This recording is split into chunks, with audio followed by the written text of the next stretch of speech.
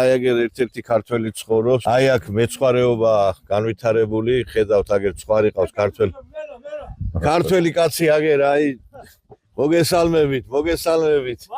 ქართული ტელევიზიიდან ვართ და გამიხარდა ამდენი ცხვარი რო დავინახე ქართველ კაცს ყავდა. ძალიან კაი, როგორ ახარ ჯიგარ? კარგად. თქვენი სახელი გვარი რო გითხრა?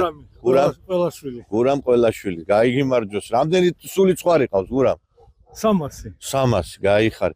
და აი ეს ქართული სოფელი არის ივანოვკა. რამდენი დარჩით ახლა აქ? 11 კომია, 11 სახლია, მაგრამ ისე 8 ადამიანი ცხოვრობს რაღაც. 8 კომია ისე მოსავალს. მაგრამ აქ ბევრი და გადავიდნენ ახლა ხო კურსში. აქ 200 კომი იყო.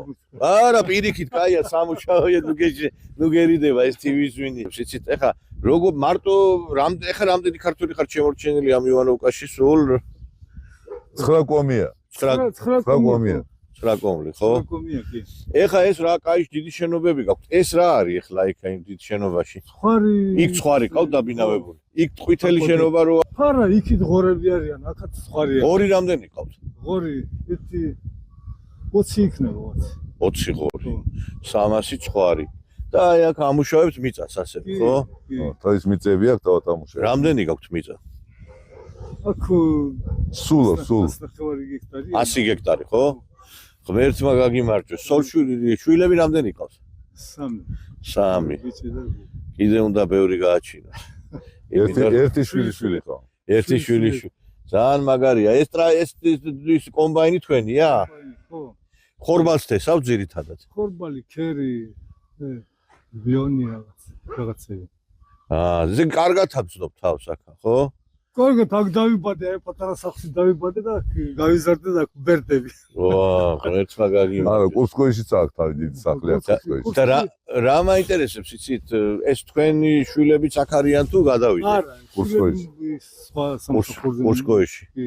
ერთი ვაენია პოლკოვნიკია ამის შვილი. ბრძოლობს ახლა იქ არის? არა, იქ არის. იმაშია ახლა. იყო იქა და ახლა იმაშია.